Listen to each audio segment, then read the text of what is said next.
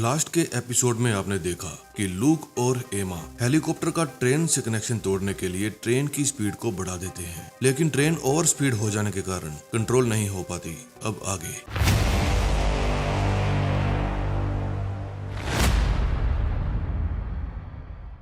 Railway station के control room में बैठा ऑफिसर कहता है कि हमें ये ट्रेन शहर पहुंचने से पहले ही पटरी से उतारनी होगी, लेकिन रू और एल्डन उसे ऐसा करने से रोक देते हैं। फिर एमा कहती है कि मैग्नेट को ठंडा करने से स्पीड बढ़ गई है, तो उसको गर्म करने से स्पीड कम भी हो सकती है। लूक कहता है कि न्यूक्लियर वेस्ट गर्म होता है। फिर एमा ऊपर जाकर न्यूक्लियर वेस्ट वाली पाइप को नीचे लाने को कहती है। लूक उसे रोकता है, लेकिन उनके पास कोई और रास्ता नहीं था। फिर वे मैग्नेटिक जैकेट का सहारा लेते हैं ताकि एमा तेज हवा में उड़ न जाए। फिर एमा ट्रेन के ऊपर और लूक ट्रेन के अंदर से चिपक कर साथ चलते हैं। फिर एमा अपने पापा को कहती है कि अब आप जैकेट का मैग्नेट स्विच ऑफ कर दीजिए, तभी मैं पाइप तक पहुंच पाऊंगी। और स्विच ऑफ करते ही वो छलांग लगाकर पाइप को पकड़ लेती है। वो नीचे गिरने ही वाली थी। लूक उसे फिर से मैग्नेट जैकेट के सहारे पकड़ लेता है। फिर वो टीना की गाइडेंस पर न्यूक्लियर वेस्ट के सहारे मैग्नेट को गर्म कर देते हैं और ट्रेन की रफ्तार काबू में आ जाती है। फिर दोनों बाप बेटी डॉट को कहते हैं कि ना हम बोरो को पकड़ पाए और ना ही बोरो का मिशन पूरा हो पाया।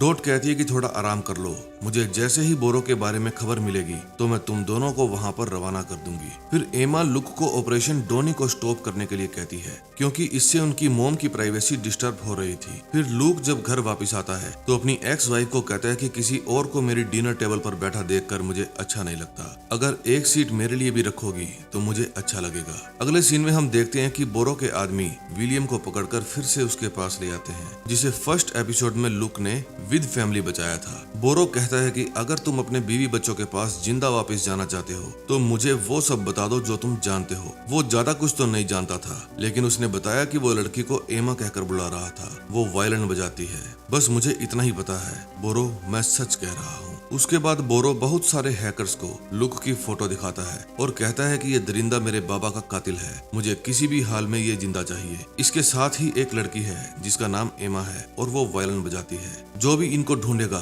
मैं उन्हें $1 मिलियन दूंगा। अब लूक ने भी एक छोटी सी शिप खरीद ली थी और वो इसी खुशी में अपने दोस्तों को पार्टी दे रहा था। तभी टीना बताती है कि सर, मैंने एक एल्गोरिथम बनाया है जिसमें radio active material, nuclear hardware या इनसे जुड़े किसी भी न्यूज पर, आर्टिकल पर कोई भी क्लिक करेगा तो मुझे पता चल जाएगा। अभी अभी किसी ने किडनैप हुए साइंटिस्ट न्यूज पर क्लिक किया है जो रेडियो एक्टिव पर रिसर्च कर रहे थे। मुझे उसका डेटा निकालने में कुछ घंटे लगेंगे। लूक कहता है तो लग जाओ काम पे, पार्टी ओवर। 2 घंटे बाद लूक ने एक मीटिंग रखी थी। फिर वो एमा को लेने के लिए घर जाता है। जब वो घर से बाहर आता है तो उसकी वाइफ और डोनी उसे घर के बाहर ही मिल जाते हैं। फिर वो अपनी वाइफ टेली को अपना नया शिप दिखाता है। उसे देखकर वो बहुत खुश होती है, लेकिन डोनी की तो जल ही जाती है। रास्ते में लूक अपनी बेटी को समझाता है कि तुम्हारा बॉयफ्रेंड यानी कि बुझा हुआ चित्र कलाकार टीचर तुम्हारे लिए सही नहीं है, लेकिन एमा कहती है कि वो मेरे लिए बिल्कुल परफेक्ट है। आप मुझे इस बारे में कोई भी सलाह ना दें तो बेहतर है। मीटिंग में डॉट कहती है कि टीना ने जिस वैज्ञानिक की बात की थी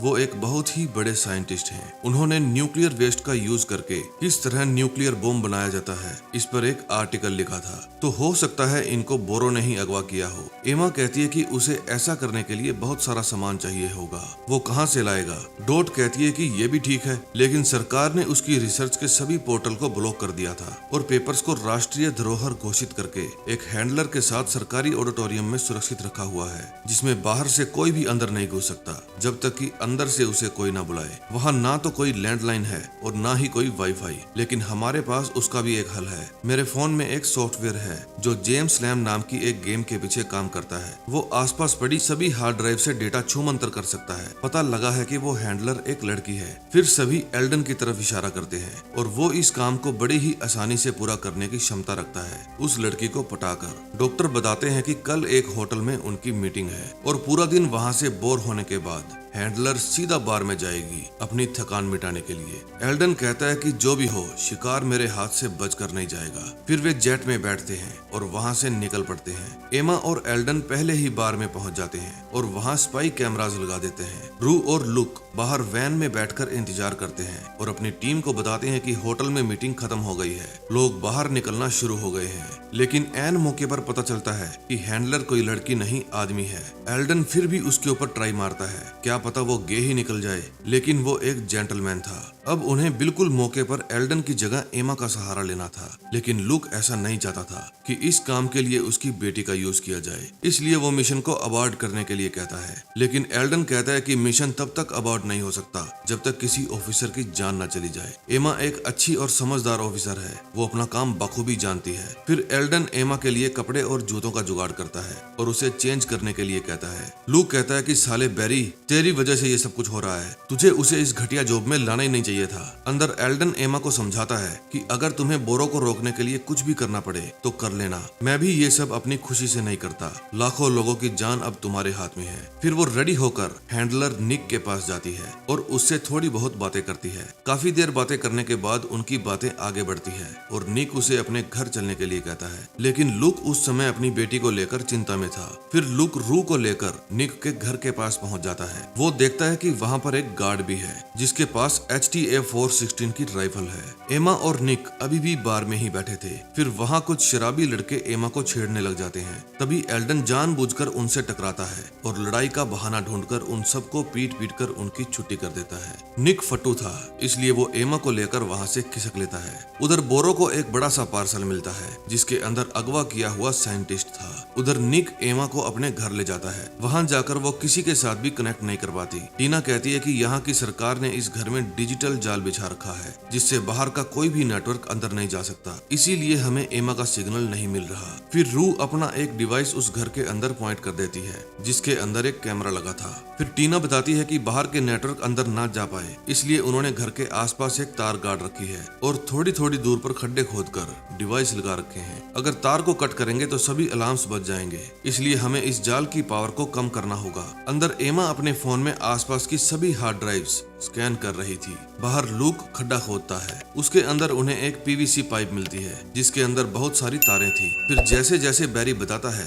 लुक वैसे वैसे करता है और फाइनली वे इस जाल को कमजोर कर देते हैं और वे सभी एमा के साथ कनेक्ट हो जाते हैं। इस तार में करंट बहुत ज्यादा था इसलिए वो गर्म हो जाती है और लुक के हाथ जलने लगते हैं। फिर वे मिट्टी डालकर उस तार को टाइट कर देते हैं। एमा का ऑनलाइन काम तो सारा फिनिश हो गया था, लेकिन अभी उसको पेपर्स ढूंढने थे। उसके लिए वो हैंकी पैंकी का सहारा लेती है। लुक को भी उनकी आवाज आ रही थी। लुक कहता है कि बेटा इसके बिना कुछ हो सके तो कर लो। फिर एमा अपने ईयरफोन्स को डिस्कनेक्ट कर देती है। 1-2 घंटे बाद निक हैंकी पैंकी करके सो जाता है और एमा उस रूम में बनी तिजोरी खोलकर सभी पेपर्स निकाल लेती है। लेकिन निक को होश आ जाता है और वो एमा को गन पॉइंट पर ले लेता है और इसी के साथ थर्ड पार्ट भी फिनिश हो जाता है।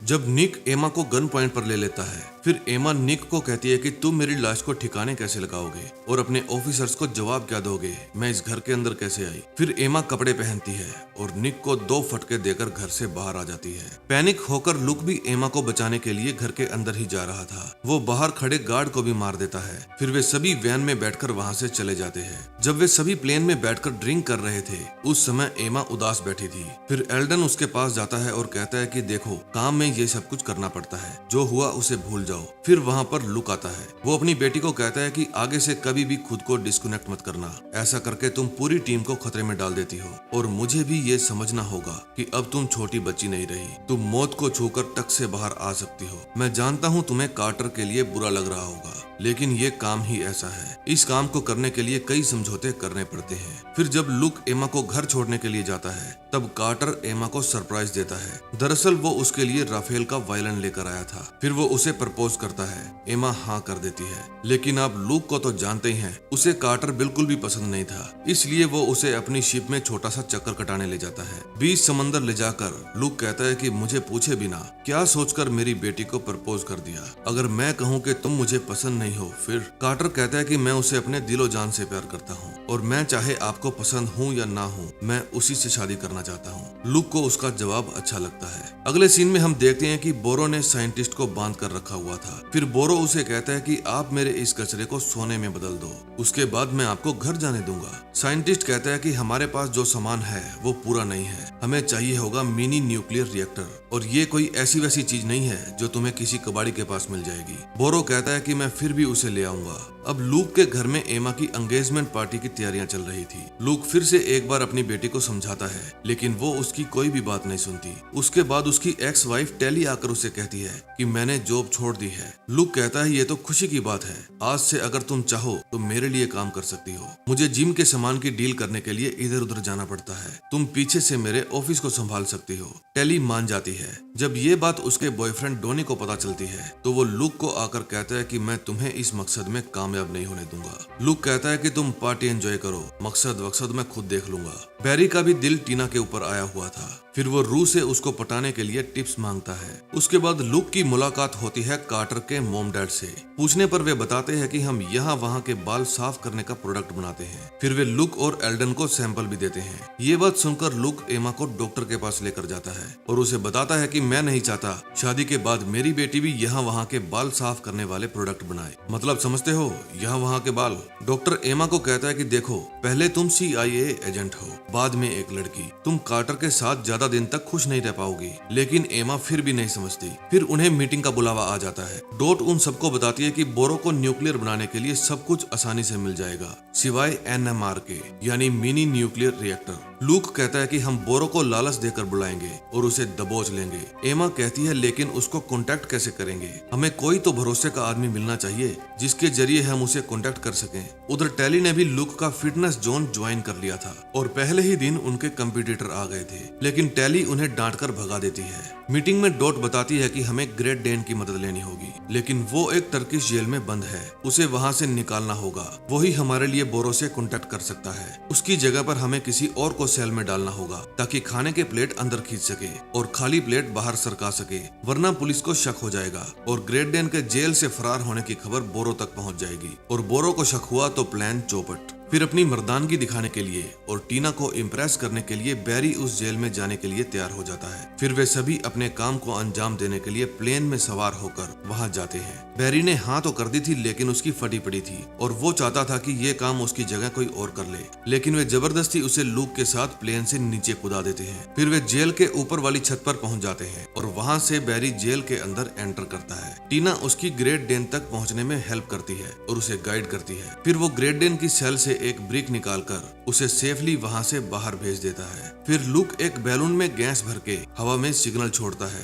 फिर उनके साथी उन्हें वहां से खींच लेते हैं। प्लेन में जाकर लूक उसे बताता है कि तुम्हें बोरो से जाकर डील करनी होगी और बदले में तुम अपने घर जा सकते हो और अपने बेटे से मिल सकते हो। फिर वे ग्रीस के अनडिस्क्लोज्ड CIA सेफ हाउस में पहुंच जाते हैं। फिर वे ग्रेट डेन को फोन देते हैं और कहते हैं कि बोरो से कांटेक्ट करो। वो कहता है किसी से कांटेक्ट करने के लिए मेरा अपना एल्गोरिथम है, मैं उसी पे काम करता हूँ, आप बस वेट कीजिए। तभी उसके पास बोरो का फोन आता है। ग्रेट डेन कहता है कि मेरे पास वो है जो तुम्हें चाहिए, यानी न्यूक्लियर रिएक्टर, और तुम चाहो तो 5 मिलियन देकर उसे हासिल कर सकते हो। बोरो को उसका हर सौदा मंजूर था। फिर वो उसे 10 घंटे में तुर्की के बॉर्डर पर आने के लिए कहता है। उधर जेल के अंदर बैरी टीना से बात कर रहा था। तभी उसे किसी कैदी की चीख की आवाज सुनाई देती है और उसकी फट जाती है। वो कहता है कि मैंने ये सब तुम्हें इम्प्रेस करने के लिए किया है। टीना कहती है तुम्हें ये सब करने की जरूरत नहीं थी, तुम जो काम करते हो वो मेरे लिए एक सपना है, मैं इसी से इम्प्रेस हूँ। उधर ग्रीस में लुक और एमा न्यूक्लियर रिएक्टर को एक मिनी ट्रक में रखते हैं। फिर वे कार्टर को लेकर अगेन अपनी बहस शुरू कर देते हैं, लेकिन इतने में 2 चोर आकर उस ट्रक को लेकर वहाँ से फरार हो जाते हैं। फाइनली अब उनके पास मिनी रिएक्टर था ही नहीं। फिर लुक अपनी टीम को कहता है कि मुझे इस इलाके के सभी चोर उचक्के और तड़ीपार की लिस्ट चाहिए। ग्रेट डेन कहता है कि अगर उसको टाइम पर डिलीवरी नहीं मिली